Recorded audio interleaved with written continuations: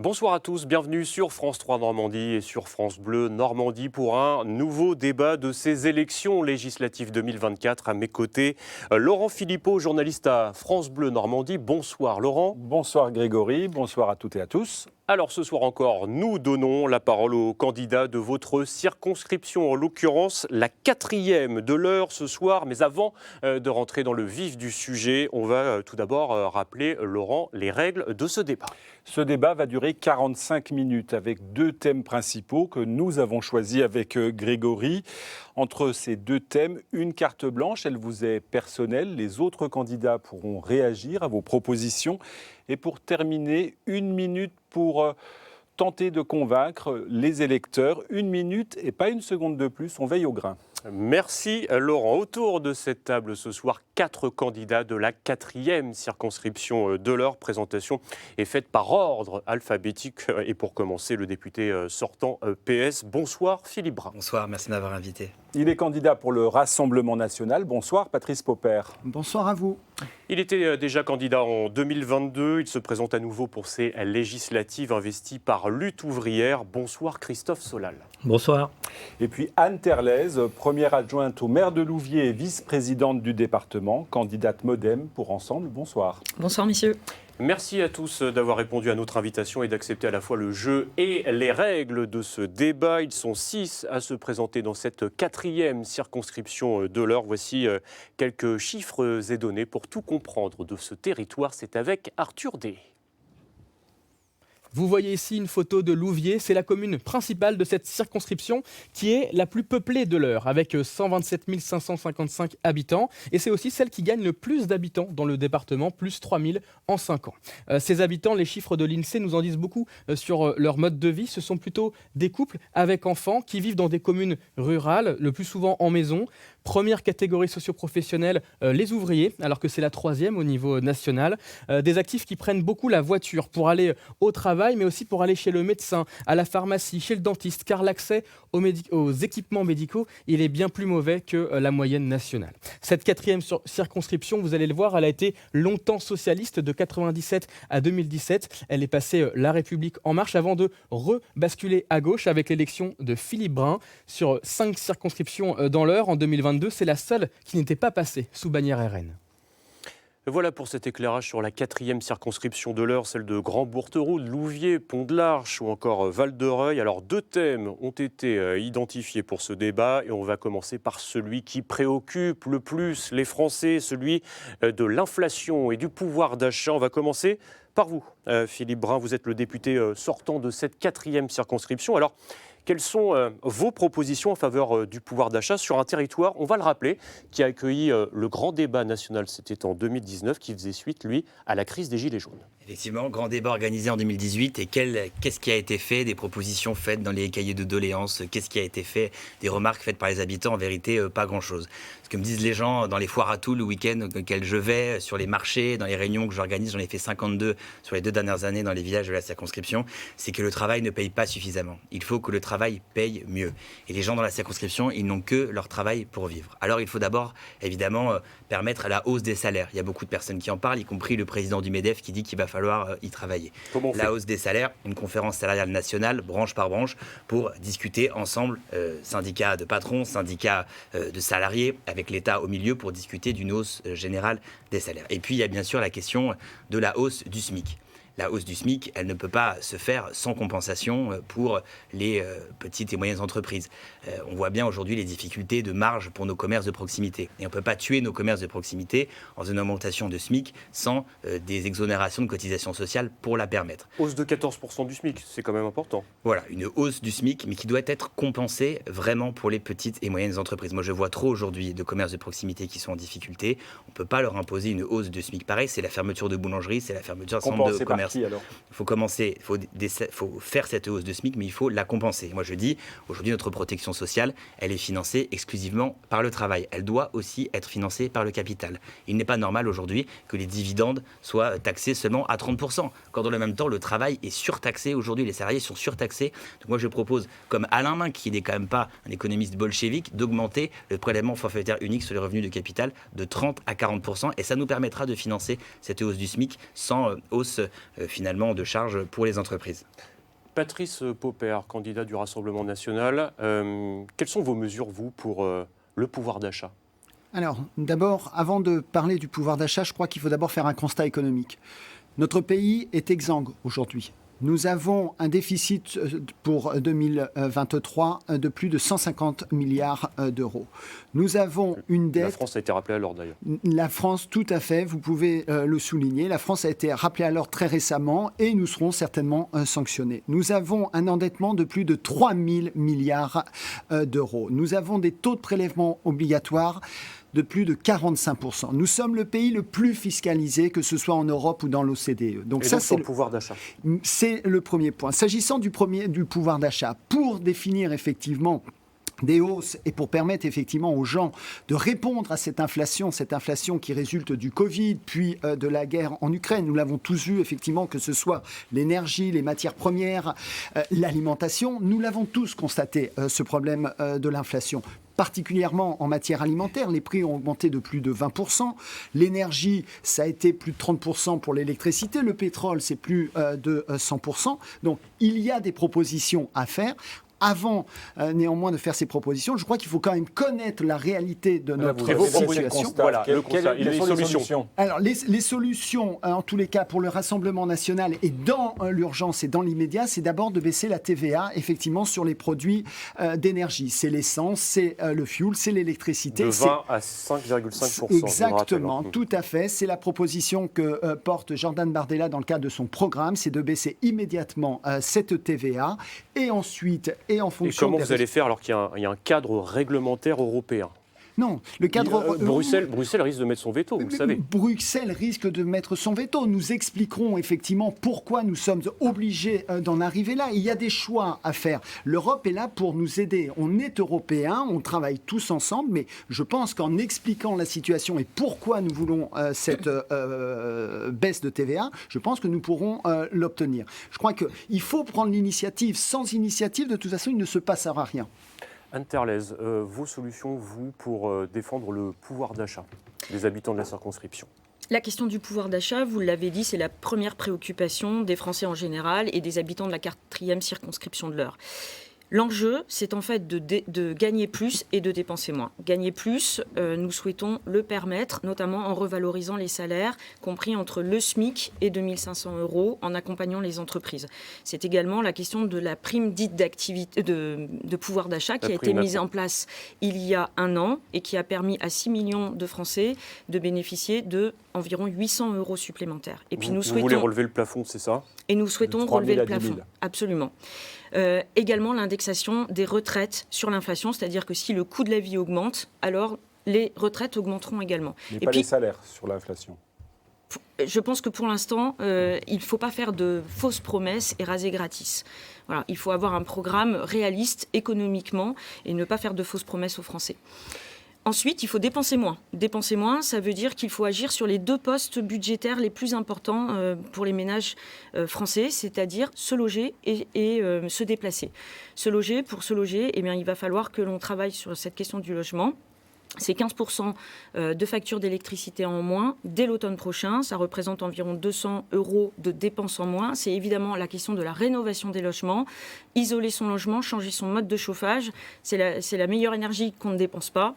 Et bien sûr, c'est bon pour la planète et c'est aussi bon pour le porte-monnaie des Français. Et enfin, la question du leasing social. Voilà, nous souhaiterions que les Français puissent accéder à un leasing social d'une voiture électrique, c'est-à-dire permettre aux Français qui en ont le plus besoin d'accéder à une location sociale à 100 € par mois. 100 € par mois, c'est beaucoup moins cher que de mettre de l'essence dans sa voiture et d'assumer les charges d'entretien et d'assurance d'un véhicule. Christophe Solal, pour Lutte ouvrière, on ne vous a pas encore entendu. Vos propositions, vous, pour... augmenter le pouvoir d'achat, en tout cas, des Français. Déjà, nous, les travailleurs, c'est nous qui produisons toutes les richesses dans la société. Et c'est toujours à nous qu'on demande de faire des sacrifices, de serrer la ceinture. Donc il y en aura le bol, on n'en peut plus. Ça ne peut pas durer continuellement comme ça. Et pendant que la société elle s'appauvrit, pendant qu'elle s'enfonce dans la misère, dans la crise, Il y a des records de profit sur records de profit, des records de richesse du côté des grandes entreprises, des multinationales, des milliardaires. Et cet argent, justement, ces milliards, ces dizaines de milliards, ces centaines de milliards, ils alimentent la spéculation qui accroît l'inflation, par exemple, sur les produits de première nécessité, le blé, l'huile ou sur l'énergie. Alors nous, déjà, ça c'est révoltant et on veut prendre sur ces milliards, mais directement, que ça soit le monde du travail qui les prenne, parce qu'aucun de ces politiciens ici présents et ailleurs présents, aucun politicien ne le fera à notre place.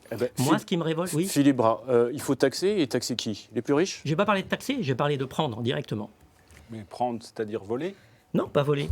Mais le vol, c'est ces richesses qui sont créées par l'ensemble des travailleurs à l'échelle de la planète, même, je vais vous dire. C'est pas seulement en France. Ça, c'est du vol. C'est-à-dire qu'eux, ils triment toute leur vie pour un salaire qui permet à peine de vivre de moins en moins, après, avec une retraite qui permet juste de survivre, alors qu'il y a des milliers de milliards qui partent dans la spéculation financière ou pour les milliardaires et les caprices de riches. Ça, c'est du vol. Bon, il faut bien sûr davantage de justice fiscale, il faut rééquilibrer. On a fait 50 milliards d'euros de promesses fiscales non financées depuis 2017. C'est de la dette qui a été créée parce qu'on a supprimé des impôts, en particulier pour les plus aisés. On ne propose pas un choc fiscal de grande ampleur, parce qu'aujourd'hui, il faut qu'on soutienne la croissance, il ne faut pas mettre le pays à l'arrêt. En revanche, il y a d'autres questions sur le pouvoir d'achat, je me permets de vous en parler. Il y a la question de l'énergie, et vous savez que c'est un de mes sujets de spécialité, puisque j'ai fait adopter une loi à l'Assemblée nationale qui rétablit les tarifs réglementés de l'électricité pour les artisans, les commerçants, les exploitants agricoles qui ont vécu le chaos, et les collectivités territoriales, et les petites communes entreprises de qui moins ont de vécu salariés. le chaos du marché européen de l'électricité. Moi, j'ai un boulanger à Eudreville-sur-Eure qui est venu me voir avec sa facture qui faisait x10. Combien de gens se sont fait arnaquer dans ce système? Combien d'entreprises ont fermé? Combien de petites entreprises se sont retrouvées en grande difficulté? Alors moi, je propose d'aller encore plus loin que la loi que j'ai adoptée et de suspendre temporairement notre participation au marché européen de l'électricité. Il n'est pas normal que le prix de l'électricité soit indexé sur le prix du gaz. Et le prix du gaz, il repart à la hausse, vous le voyez, au mois de juillet avec les tensions géopolitiques. Il faut aujourd'hui faire baisser la facture d'électricité des Français et des entreprises. L'électricité, elle était 40% moins chère en France qu'en Allemagne en 2000. Elle est aujourd'hui 5% plus chère en France qu'en Allemagne. C'est un enjeu de souveraineté pour demain. Avec vous, il n'y aura pas de hausse du gaz au 1er juillet?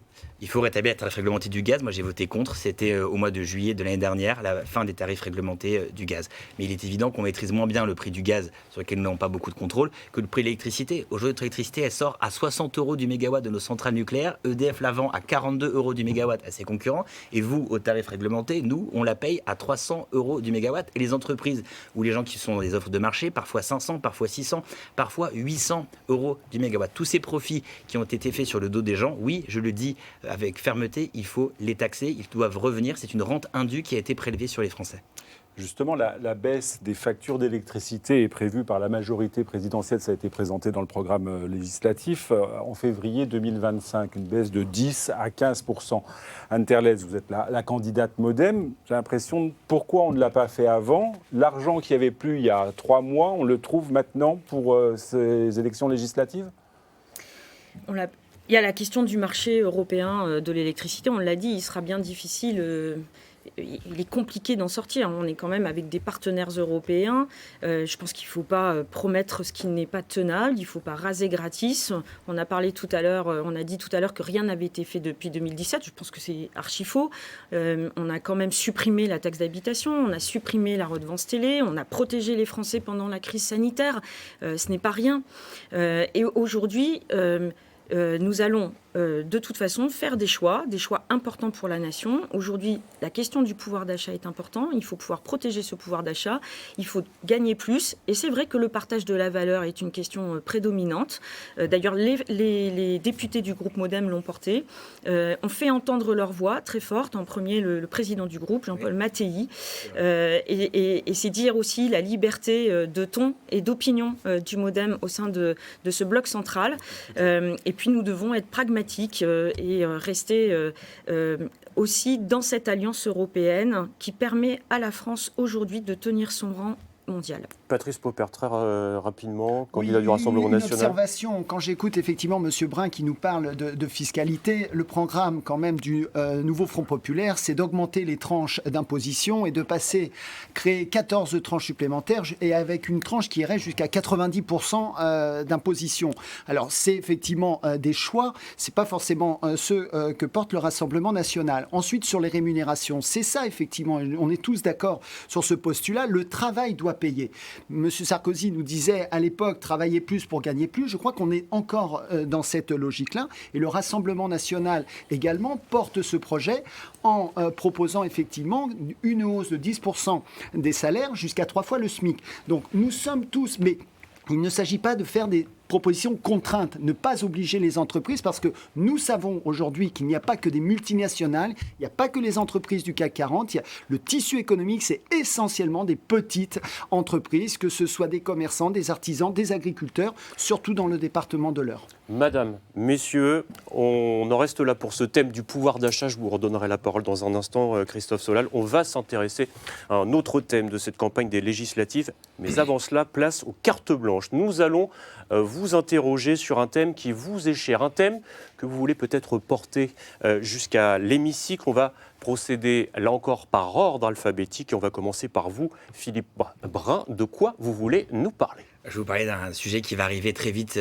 sur la table, c'est la question des retraites. On a adopté une réforme des retraites par 49.3 l'année dernière. On voit que cette réforme, elle coûte plus cher qu'elle ne rapporte, parce que on a augmenté le chômage des seniors, parce qu'il y a un nombre important de gens qui se sont mis en arrêt de maladie parce qu'ils ne voulaient pas travailler 2 ans de plus et que c'était difficile dans leur métier. Il est donc urgent de faire une nouvelle réforme des retraites qui prenne en compte réellement la pénibilité des carrières, qui mette fin à cette injustice qui fait qu'aujourd'hui un ouvrier a une espérance de vie de 8 ans inférieure à celle d'un cadre, que les 10% les plus riches en France vivent 13 ans de plus que les 10% les plus pauvres. Alors nous proposons effectivement une nouvelle réforme des retraites. Il faut abroger celle qui a été passée. Il faut aussi améliorer le minimum contributif. Il y a tant de gens qui viennent me voir à la permanence. Et dans les repas des anciens qu'on fait aussi dans la circonscription qui me montrent leur feuille de retraite, où ils sont payés 800, 900, des gens qui ont fait travailler toute leur vie, des gens même qui ont 450 € de retraite, vous savez, les retraites agricoles, alors qu'ils ont fait tout leur trimestre à temps complet. Il faut aujourd'hui minimum contributif à 1 200 €, c'est ce qu'avait proposé le président de la République Emmanuel Macron, ça n'a pas été fait, je m'engage à ce que nous le fassions. On va entendre les réactions des autres candidats. Laurent. Justement, Christophe Solal de Lutte ouvrière sur les retraites, quel est votre point de vue, votre analyse? Les retraites, c'est comme les salaires, il faut les indexer sur l'inflation. L'inflation c'est ce réelle. que propose la majorité présidentielle, vous êtes d'accord Non, en mais fait? C'est déjà le cas aujourd'hui. Ils le feront pas. Déjà, le chiffre officiel de l'inflation, il est totalement bidon, il est de 5%. L'UFC Que Choisir a fait une enquête. Dans les supermarchés, c'est plus 25% sur les produits de marque repère. Donc l'inflation et l'inflation ressentie alors? Mais pas ressentie, l'inflation réelle. Et il n'y a même pas le prix de l'énergie là-dedans. En réalité, je vais vous dire un truc. Aujourd'hui, en dessous de 2 000 € net par mois, on ne peut pas s'en sortir sans avoir besoin de compter chaque sou à la fin du mois. Et c'est ça qu'il faudrait pour les pensions et pour les salaires. Et les indexer automatiquement sous le contrôle des travailleurs, justement pour voir les vrais prix qui sont pratiqués pour la consommation d'un ménage ordinaire ouvrier. Patrice Popper, sur la retraite, on a entendu hier Rassemblement national qui parlait de 66 ans peut-être, quand un actif à partir de 24 ans était sur le marché du travail. Vous pourriez nous en dire plus? Tout à fait. La position du Rassemblement national par rapport à la retraite, elle est très claire. D'abord, nous n'avons pas effectivement voté la loi présentée par M. Macron. Ça a été effectivement un 49.3 comme d'autres. La position du Rassemblement national depuis longtemps est claire, c'est celle d'abord d'aider ceux qui ont travaillé tôt, ceux qui ont effectivement eu à travailler à l'âge de 16 ans, 17 ans, 18 ans, ceux qui ont effectivement été dans la pénibilité, c'est souvent le cas, effectivement, les cadres en règle générale vont à l'école plus tardivement, intègrent le marché de l'emploi plus tardivement. Donc l'idée aujourd'hui effectivement c'est de permettre à ces gens-là de partir à l'âge de 60 ans, si effectivement... Mais c'est pas déjà le cas ? Si jamais ils ont l'intégralité de leur trimestre. Voilà, c'est ça. Donc, mais c'est effectivement ne pas permettre à tout le monde aujourd'hui de partir à 60 ans, mais en tous les cas, compte tenu de l'état des finances, compte tenu du financement des retraites, parce que, comme vous disait M. Lebrun, et je suis tout à fait d'accord, nous savons déjà aujourd'hui que ce qui a été voté il y a quelques mois est obsolète. Nous sommes déjà en déficit sur cette année 2024. Donc, il y a nécessairement une réforme à faire. Il faut privilégier ceux qui ont travaillé tôt, ceux qui sont dans la pénibilité. Pour les autres, et effectivement, c'est ce qui a été dit hier soir dans le cadre du grand débat, c'est que si vous démarrez à 24 ans, si vous faites des études, il faudra nécessairement cotiser 42 ans, donc partir à 64, 67. Mais c'est le cas déjà aujourd'hui avec la réforme. Moi, en tant qu'étudiant ayant démarré effectivement le travail à 25 ou 26 ans, je ne peux pas prendre une retraite avant 67 ans aujourd'hui dans le cadre de la réforme. Merci. Patrice Popper, vous allez conserver, excusez-moi Laurent, vous allez conserver la parole puisque c'est à vous de nous donner votre thème de la carte blanche. Oui, donc je suis avocat et à ce titre, moi j'ai retenu la sécurité et la justice. Il y a un problème effectivement dans ce pays, on le voit tous les jours, l'insécurité est prenante, c'est la préoccupation essentielle des Français avec le pouvoir d'achat et l'immigration. La sécurité, pourquoi ? Parce que tous les jours vous avez des actes de délinquance, des crimes, des délits, des contraventions, des gens qui refusent de s'arrêter quand on leur demande de présenter leurs papiers. Vous avez les trafics de stupéfiants, vous avez les violences intrafamiliales, vous avez les vols. Tout a augmenté, même dans le département. Justement, vous prenez en compte cette sécurité et vous l'endiguez. Donc, moi, je pense que de toute façon, une première proposition qui a été faite par le Rassemblement national, c'est de revenir avec ce que M. Sarkozy avait mis en place, c'est-à-dire ces fameuses peines planchées. Ceci a été supprimé par M. Hollande et Mme Taubira en 2012. Je pense que les délinquants doivent savoir que s'ils commettent une infraction, voilà, c'est pas de 0 à 5 ans ou de 0 à 10 ans ou de 0 à 20 ans selon l'infraction, selon le délit ou le crime commis, c'est nécessairement minimum 5 ans, minimum 10 ans. Je crois que les peines planchées, c'est déjà quelque chose d'important. On va écouter les autres candidats sur votre carte blanche. Anne Terlez, une réaction pour le MoDem. J'aurais beaucoup aimé revenir sur la question des retraites tout de même auparavant, parce que... Très rapidement, mais je pense et que c'est après important sur la parce sécurité. qu'il faut aussi pouvoir remettre l'église au milieu du village. Quand on a une petite retraite, c'est souvent que l'on n'a pas pu cotiser beaucoup. On a souvent été conjoint collaborateur dans un commerce, dans une exploitation agricole, et on n'a pas suffisamment cotisé. La réforme des retraites telle qu'elle était proposée, elle permettait justement de cotiser plus, parfois plus longtemps. Moi, je faisais partie de celles, j'étais pas dans l'hémicycle, mais le MoDem a toujours défendu la retraite par points pour justement permettre à ceux qui avaient la plus grande pénibilité, qui avaient commencé le plus tôt, de pouvoir partir à la retraite plus tôt. La proposition qui avait été faite dans l'hémicycle a été totalement démembrée par le groupe Rassemblement National et le groupe de la NUPES, pour aboutir à quelque chose qui est totalement édulcoré.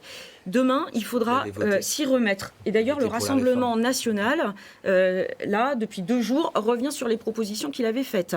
Donc, on est en train voilà, vous êtes plutôt dans l'approximation et vous êtes plutôt sur le rétropédalage. Nous sommes dans le pragmatisme aujourd'hui. Je pense qu'effectivement, il est très important de revenir sur cette question-là. On l'a dit, elle est déjà obsolète. Elle est obsolète parce qu'elle n'a pas été suffisamment ambitieuse, parce qu'on l'a beaucoup discuté, beaucoup amendé et qu'on a beaucoup édulcoré l'ambition que portait le gouvernement à l'époque. Très rapidement sur la sécurité et l'insécurité dont parlait M. Popper. La sécurité et l'insécurité, c'est un problème majeur dans notre pays. C'est vrai que nous sommes dans une société qui donne à voir beaucoup de violence. Il faut absolument être très ferme. Je pense qu'il y a des efforts qui ont déjà été faits. Il y a eu des lois de programmation qui permettent de renforcer à la fois la justice de proximité, mais également les effectifs dans nos commissariats, dans nos gendarmeries. Il faut poursuivre sur cet effort-là. C'est très important. La question de la tolérance zéro, mais aussi la question de la prévention est très importante. Merci Anne Terlez. C'est à vous, Christophe Solal, pour Lutte ouvrière. Quelle est votre carte blanche ? Ma carte blanche, moi j'ai envie de m'adresser à la jeunesse aujourd'hui. Et que lui dites-vous alors ? D'abord, parce qu'elle arrive dans un monde qui doit lui paraître vraiment incompréhensible. Et moi j'ai des choses à dire, parce que le symbole de cette société, de cette économie capitaliste, c'est que 26 personnes sur la planète, les 26 plus riches, il y a quelques années, en 2019, possédaient autant que 3,8 milliards de personnes, la moitié de l'humanité. Et ça s'est aggravé depuis, notamment avec la crise du Covid et tout le pognon qu'on a donné aux milliardaires.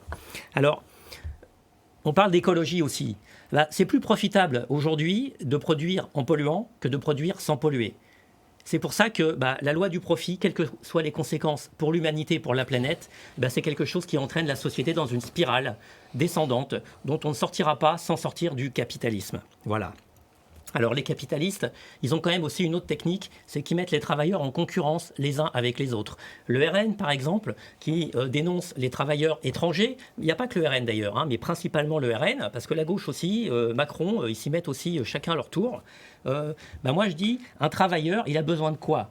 Il a besoin d'un salaire, d'un travail qui lui permette de vivre décemment, gagner sa vie, tout simplement. Mais partout sur la planète, on a les mêmes intérêts, donc on doit précisément... On doit être solidaire, l'ensemble du monde du travail, par-delà les frontières. Une réaction, Philippe Brun, candidat PS. Peut-être, la question de la jeunesse, elle est évidemment importante. Je me bien parler de la sécurité, c'est pas la même chose d'ailleurs. On fait des allers-retours, décidément. Allez-y, mais très rapidement. C'est important. D'abord, il faut rétablir la police de proximité. D'accord ? On a trop supprimé de postes au commissariat de Louviers. Il y a eu des créations dans l'heure. Il y avait création. Gendarmerie après moult police. suppressions. À l'ouverture du commissariat en 2009, on était à 120. Là, aujourd'hui, on est à 80. C'est pas possible aujourd'hui de voir des zones comme à Bourteroule, comme à Gaillon, où il y a seulement 30 gendarmes. Donc, on va pas s'en sortir avec aussi peu d'effectifs. Et ensuite, moi, je suis évidemment tout à fait favorable à ce qu'on améliore la prévention, notamment pour notre jeunesse, qui est aujourd'hui en difficulté. Moi, le meurtre du jeune Enzo à la Haye-Malherbe, je l'ai toujours ici. Et les habitants de la Haye-Malherbe l'ont toujours ici. Parce que le gamin qui l'a tué, il avait un couteau sur lui. Et c'était un Normand bien de chez nous, bien comme moi, qui s'est retrouvé avec un couteau que son père lui avait donné. Eh bien, il faut aujourd'hui désarmer notre jeunesse, retirer ces armes qui circulent, ce qui explique en grande partie l'augmentation de la violence. Je me permets d'aller maintenant sur l'autre question générale. Très vite, très vite. Il faut évidemment aujourd'hui donner des perspectives à notre jeunesse. On voit bien d'ailleurs les difficultés d'emploi des uns et des autres. On voit aussi la perte de sens que ressent notre jeunesse aujourd'hui. On ne peut pas vivre dans un pays où la consommation est seulement finalement la finalité ultime de la vie. Il faut redonner du sens, il faut refaire nation ensemble, il faut favoriser l'engagement associatif. Il faut faire en sorte que les jeunes se sentent pleinement part de notre société. Et moi, je suis favorable à ce qu'on mette en place un service civique obligatoire, qui aille plus loin que le SNU, militaire pour ceux qui le souhaitent, mais civique pour les autres, afin que chacun retrouve le sens de l'engagement pour les autres, de la solidarité et de notre belle devise républicaine. Dernière carte blanche de ce débat. Parole est donnée à vous, Anne Terlès, donc pour le MoDem. J'ai choisi de présenter une carte blanche sur la question du logement. Pourquoi ? Parce que c'est un des postes de dépenses, c'est le poste d'ailleurs de dépenses qui est le plus important dans le budget des ménages français et spécialement dans la circonscription de l'Eure. Un Français sur 5 dépense au moins 40% de son budget dans les dépenses de logement. Depuis 7 ans, et même avant, en fait, depuis très longtemps, plusieurs décennies probablement, il n'a rien été fait sur cette question et cette problématique extrêmement importante. Et donc je crois qu'il faut absolument réinvestir dans la pierre, c'est-à-dire il faut que l'État remettre plus d'argent sur la table, à la fois pour permettre l'accession sociale à la propriété, pour permettre la construction de nouveaux logements sociaux abordables et bien construits, isolés. Il faut mettre plus d'argent encore sur la rénovation, continuer de déployer MaPrimeAdapt', MaPrimeRénov', parce qu'effectivement, isoler un logement, changer son mode de chauffage, c'est permettre c'est bon pour la planète, je l'ai dit tout à l'heure, c'est aussi bon pour le porte-monnaie des Français. Et puis, je pense que c'est aussi la question de l'adaptation au vieillissement de la population. C'est très important puisque 85% des habitants, des seniors de notre circonscription souhaitent vieillir au domicile. Il faut donc adapter les logements existants, accompagner ce projet de vie à domicile et puis construire des nouveaux logements qui seront adaptés au grand âge. Patrice Popper, candidat du Rassemblement national. On vient de parler de logement. Il y a une forte demande de logement justement sur votre territoire, sur la 4e circonscription de l'Eure. Comment on fait pour accueillir aussi tout ? Alors, je voulais justement profiter de cette carte blanche de Madame Terlès parce que le logement, c'est essentiel. Moi, je ne supporte pas effectivement que quelqu'un qui puisse travailler n'ait pas un logement, ne puisse pas manger à sa faim, ne puisse pas se laver. C'est essentiel. Alors maintenant, on a deux possibilités. Soit on choisit le Front populaire, le nouveau Front populaire, et on rabat ou on annule la loi Carsacyan, sur Casparian, sur les squatteurs. Sur les squatteurs, loi que vous n'avez pas votée, effectivement, Monsieur Brun, à l'Assemblée nationale, et qui permet à un propriétaire, si ça sert. Quand vous êtes devant une juridiction, je peux vous dire que ça sert. Parce que obtenir l'expulsion d'un squatteur ou d'un locataire qui ne paye pas, c'est très long aujourd'hui. Donc cette loi, elle était très intéressante, très importante. Ça l'est moins, et on a de multiples cas. Donc, permettre effectivement aux propriétaires privés de pouvoir louer leurs biens, que ce soit effectivement des classes G, des classes F ou des classes C, des classements, en tous les cas des catégories. Je crois qu'il ne faut pas stigmatiser le parc immobilier privé. Il existe. On a des possibilités. Le logement social est aussi une solution. Mais En quelques secondes. Mais le logement social est une solution, mais encore une fois, avec quel fonds on va financer ce logement social? Moi, j'ai des clients, effectivement, qui travaillent avec des bailleurs sociaux, ils ne sont pas réglés. Ils ne sont pas réglés de leur facture de prestation. Des clients où, du coup, dans l'Essonne? Partout. Dans l'Eure, on n'est pas dans l'Essonne, hein, monsieur. Ouais. Je ne vous confondez arrête. pas Évreux et Évry. On s'arrête ici pour cette carte blanche. On va passer à l'autre thème de cette soirée de débat. Après le pouvoir d'achat, la question des déserts médicaux, particulièrement prégnante dans l'Eure, puisque le département est l'un des pires de France en matière de démographie médicale. 58 généralistes pour 100 000 habitants. Le problème touche aussi bien les campagnes que les villes. Alors, quelles sont vos propositions, sachant que la situation n'est pas catastrophique pour votre circonscription, mais elle pourrait le devenir dans les années à venir? Philippe Brun, c'est à vous. Oui, alors il se trouve qu'on connaît les chiffres, 50 médecins perdus dans les 5 dernières années, 8 médecins dans l'année qui vient, une surmortalité pour le cancer de 12% par rapport à la moyenne nationale. Il faut agir. Alors avec des députés de tous les partis politiques, on avait fait une loi transpartisane avec le député Guillaume Garot qui visait à réguler l'installation des médecins sur le territoire. La mesure, elle est décriée dans la profession. Le principe, c'était d'appliquer aux médecins ce qu'on applique à beaucoup d'autres professions réglementées. Les pharmaciens, il n'y a pas de désert de pharmacie. Vous allez en Freville-la-Campagne, 1200 habitants, il y a une pharmacie. Les notaires, il n'y a pas de désert de notaires. Les huissiers de justice, il n'y a pas de désert d'huissier de justice. Et on a un désert médical parce qu'on n'a pas de régulation de l'installation. Il y a 3 fois plus de médecins par habitant dans le département des Hautes-Alpes que dans le département de l'Eure. Je ne vous fais pas les chiffres pour les pédiatres, les gynécologues, les kinés, les chirurgiens dentistes. Donc on oblige, mais on n'incite pas, c'est ça? Non, c'est pas ça, c'est qu'on dit qu'on ne peut plus s'installer dans les endroits qui sont déjà trop denses. Et là, de cette manière, on évite cette surpopulation dans les Bouches-du-Rhône, dans les Landes, dans les Hautes-Alpes de médecins. Et dans le même temps, on fait venir de nouveaux médecins. Et puis ça doit être accompagné par évidemment ce que font les collectivités, le salariat d'un certain nombre de médecins, le salariat des secrétaires médicales, des secrétaires médicaux, la création de cabinets publics. Mais cela n'est pas suffisant, il faut réguler. Je veux dire que cette loi, elle a été présentée à l'Assemblée nationale. C'est un amendement qu'on avait fait à une loi qui s'appelait la loi Valtou. Et l'amendement, il a failli passer. Il a manqué seulement 43 voix. Et la majorité des députés, y compris du MoDem, l'avaient voté à l'époque. Qui a voté contre? Ce sont les députés du Rassemblement national. Monsieur Houssin, qui était le chef de file, député quand même du premier désert médical de France métropolitaine, l'Eure, décide de voter contre cette mesure de régulation de l'installation. Je le dis, nous n'y arriverons jamais si nous ne régulons pas l'installation des médecins sur le territoire. Anne Terlès, qu'est-ce que vous proposez, vous, du côté du MoDem, pour lutter contre les déserts médicaux? Doublement du nombre de médecins en formation. La santé, c'est un sujet que je connais très bien. D'abord parce que je suis soignante, je suis ergothérapeute, premièrement. Deuxièmement, parce que je suis aussi vice-présidente du conseil départemental. En charge de la santé. En charge de la santé. La santé, il y a ceux qui en parlent et puis il y a ceux qui la font. Et donc, nous avons lutté efficacement, je crois, et c'est pas encore abouti, mais efficacement, je crois, au conseil départemental pour lutter contre ces déserts médicaux. On a fait quoi? On a financé 2 millions par an, 3 centres de santé de médecins salariés. Pourquoi la médecine salariée? Parce que c'est justement un mode d'exercice qui attire énormément les médecins aujourd'hui. Des bus itinérants qui vont dans la ruralité avec un principe très simple, un jour, un médecin, un lieu. Et aujourd'hui, de nombreux patients qui étaient en affection longue durée et sans médecin traitant ont un médecin traitant. De la téléexpertise, la formation des étudiants, des médecins bien sûr, mais pas que, orthophonistes, infirmières en pratique avancée, etc. Contrepartie, bien sûr, l'installation dans notre département. Et puis, nous avons décidé, enfin, le gouvernement a pris ses responsabilités, supprimer le numerus clausus. On dit toujours que c'est pas vrai. C'est vrai, c'est réellement quelque chose qui a été fait. Par contre, il faut entre 8 et 10 ans, vous l'avez dit, pour former un médecin. Donc, il faut aujourd'hui que nous renforcions, que nous montions en puissance sur le nombre de médecins qui sont formés. Et effectivement, Gabriel Attal a bien redit hier 16 000 médecins à l'horizon 2027. C'est très important. Il faut également que nous adaptions nos politiques de santé au territoire. C'est pas la question de la santé, c'est pas la même chose dans l'Eure que à Rouen, à Paris, sur la Côte d'Azur. Et puis nous avons besoin de faire avec les médecins et pas contre eux. Je ne crois pas à cette question de la régulation. Je crois qu'il faut augmenter ce nombre de médecins formés, il faut travailler en pluridisciplinarité, mais nous n'arriverons pas, c'est une profession qui est auto-gérée. C'est une histoire ancestrale, médiévale, et donc il va falloir faire avec, sinon nous aboutirons à un blocage total du pays. Et comment on rend attractif un territoire pour faire venir justement de jeunes médecins Christophe Solal, vous avez peut-être des solutions concernant les déserts médicaux?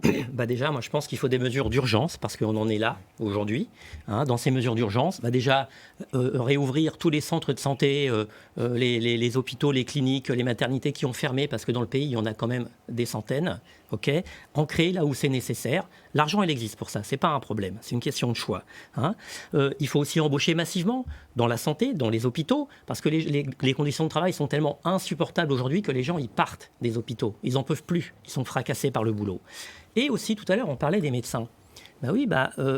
Ils sont d'accord pour faire leurs études dans les facultés qui sont avec de l'argent public et dans les CHU qui sont avec de l'argent public. Donc c'est tout à fait normal qu'ils aillent s'installer, pas là où c'est le plus profitable pour eux, mais là où il y a les besoins réels de la population. Et monsieur, est-ce que vous savez ce que c'est que d'être externe ou interne en médecine dans un CHU? Est-ce que vous connaissez le nombre d'heures qui sont pratiquées, la pression qui existe sur ces internes pendant toutes leurs études? Mais c'est complètement démentiel, je suis d'accord avec vous là-dessus, bien sûr. De médecine, ces étudiants se consacrent au centre hospitalier universitaire. Et donc, je pense qu'il est assez légitime qu'ensuite, ils puissent s'installer. Il faut qu'on ait des mesures incitatives, parce que c'est aussi très chouette d'exercer en milieu rural, dans des endroits où il y a des défis médicaux, mais je ne crois pas que l'on puisse faire contre les médecins. Nous, on a beaucoup Qui vous parle de contre les médecins? Je n'ai pas parlé de ça. Parce que vous dites, comme les médecins, ils sont capables de réfléchir à l'intérêt général. Monsieur Solal, je ne pense pas qu'il y a eux, les médecins. Vous avez dit que comme leurs études étaient financées publiquement à l'université, alors il était normal qu'on puisse contraindre leur installation. Moi, je crois que pendant leurs études, ces jeunes-là rendent déjà beaucoup à l'État et aux services publics. Et donc, il faut absolument faire avec eux et non pas contre eux. Et s'ils étaient pour eux, ils travailleraient moins longtemps. Patrice Popper, on ne vous a pas entendu sur la question. Oui, tout à fait. Je crois que partons du principe déjà qu'un médecin, c'est un professionnel libéral. Et à ce titre, il a la liberté d'installation. Il peut être salarié, tout à fait. Mais par nature, il est au départ profession libérale. Alors après, il fait des choix, effectivement. Il peut être salarié et il travaille dans ce cas-là. De la fonction publique hospitalière. À l'hôpital, en clinique ou en libéral. La difficulté, c'est pas celle-ci. La difficulté, c'est effectivement d'abord ce fameux numerus clausus. On a en France à peu près 230 000 médecins, des généralistes et des spécialistes. On a effectivement tous les ans, depuis 2021, au moins 5 000 médecins qui partent à la retraite. Et ils n'ont pas tous 60, 62 ou 70 ans. Ils en ont des fois 75 ans. Ce sont des gens, effectivement, qui sont investis dans leur métier. Aujourd'hui, la pyramide des âges fait que nous allons avoir de moins en moins de médecins, quand bien même, effectivement, ce numerus clausus a été arrêté en 2018 et que nous avons entre 5 et 7 000 médecins qui sortent aujourd'hui de nos facultés. Donc, il y a un problème, effectivement, d'offre parce qu'il nous manque des médecins. Il faut travailler énormément sur la formation, c'est essentiel. Et puis, ensuite, il faut également tenir compte de la pyramide des âges. Sur le département de l'Eure, moi je l'ai regardé, nous avons aujourd'hui 23% de la population qui a plus de 65 ans. Dans 15 ans, en 2040, c'est 30% de la population qui aura plus de 65 ans. Donc le besoin de soins, il est là. On est tous d'accord. Donc les solutions, on n'est pas du tout d'accord, effectivement. Le Rassemblement national, lui, il propose effectivement d'aider les jeunes à s'installer et de permettre, le cas échéant, aux plus anciens, ceux qui pourraient partir à la retraite ou qui sont partis à la retraite, de revenir et d'être exonérés sur les honoraires qu'ils pourraient percevoir. Philippe Brun. Bon, j'écoute le discours un peu déconnecté du candidat du Rassemblement national. Il n'y a rien de déconnecté, monsieur Brun. Vous donnez des grands chiffres. Non. La réalité quotidienne, qui est celle d'aujourd'hui d'un élu de terrain. La permanence, chaque semaine, les gens qui prennent rendez-vous avec moi pour que je leur trouve un médecin. Mais là où vous habitez, monsieur pas. Popper, là où vous habitez dans l'Essonne, il y a 20% de médecins par habitant de plus que dans l'Eure. 20%. Mais, et c'est encore, c'est toujours moins que le national. Vu de Juvisy-sur-Orge, là où vous habitez, je peux comprendre qu'on puisse penser qu'il suffit d'inciter. Les incitations, on en a fait beaucoup. On a aidé cabinets médicaux, on a financé, on a même fait des centres de médecins salariés, on le fait dans l'agglomération Sénart, avec Anne Terlès d'ailleurs. On voit bien que c'est difficile quand même de les faire venir. Donc il faut une régulation. Et c'est pas une régulation sanction. Le médecin, c'est le plus beau métier du monde. Être médecin, c'est le plus beau métier du monde. Les femmes et les hommes qui s'engagent dans la médecine sont des gens qui sont attachés à l'intérêt général. Nous disons simplement que la mesure d'urgence, ça doit être une régulation de l'installation, le temps que le numerus clausus monte. Et pardonnez-moi de le dire, il n'a pas été vraiment supprimé quand on regarde les places en médecine. Moi, j'ai eu mon bac en 2009 à Louviers. Il y avait 250 places en médecine à Rouen. Aujourd'hui, il y a 250 places en médecine à Rouen. Donc, on n'a pas donné davantage de médecins. On n'a pas donné davantage de budget aux universités. Donc, il n'y a plus de décret qui empêche la création de places supplémentaires. Mais il n'y a pas eu les budgets pour augmenter le nombre d'étudiants. Il faut impérativement le faire. Rapidement, Madame Tarles. Permettez-moi de réagir à ça parce que c'est faux. D'abord, c'est En une minute. c'est Vous avez 100 une places. Quand le numerus clausus a été supprimé, c'était à peu près 100 étudiants en médecine qui étaient formés par an. Aujourd'hui, ils sont plus de 120 et ça augmente au fur et à mesure. Pourquoi est-ce que c'est si compliqué ? Parce que c'est une profession qui nécessite un tutorat des médecins. La plupart, 90%, peut-être même 95% des professeurs à la faculté de médecine sont eux-mêmes médecins. Et compte tenu de la situation de l'hôpital et compte tenu de la situation de la médecine libérale, ils sont d'abord dans ces cabinets, dans ces hôpitaux. C'est pour ça qu'il faut le faire de manière progressive. Voilà. Merci. On arrive au terme de ce débat, Madame, Monsieur. Avant de vous laisser le mot de la fin, et pour être tout à fait complet sur cette 4e circonscription de l'Eure, sachez qu'il y a 2 autres candidats, Stécie Blondel pour Reconquête et Olivier Histin, soutenu par les centristes. Et vous disposez maintenant d'1 minute. 1 minute pour convaincre ou pas les électeurs. On va procéder cette fois-ci dans l'ordre alphabétique inversé. On va commencer par vous, Anne Terlez, candidate MoDem pour la liste Ensemble. 1 minute pour convaincre. Merci. Demain, mesdames et messieurs, vous voterez pour élire les députés qui vous représenteront à l'Assemblée nationale. Par ce vote, vous allez également choisir un Premier ministre pour la France. Le choix est très simple. La question qui se pose à vous aujourd'hui, c'est de savoir si vous voulez donner les clés du pouvoir à l'extrême droite de M. Bardella ou à la coalition d'extrême gauche de M. Philippe-Brun avec Jean-Luc Mélenchon. Face à ces deux extrêmes, nous portons avec Gabriel Attal un projet utile pour la France, un projet utile pour votre protection, pour votre sécurité, pour votre pouvoir d'achat. Je suis une femme de conviction et d'action engagée depuis 10 ans maintenant au service des habitants et de mon territoire. J'ai une expérience de vie de soignante et de mère de famille et je veux demain porter votre voix à l'Assemblée nationale. Dimanche prochain, mesdames et messieurs, votez pour une députée ancrée sur son territoire.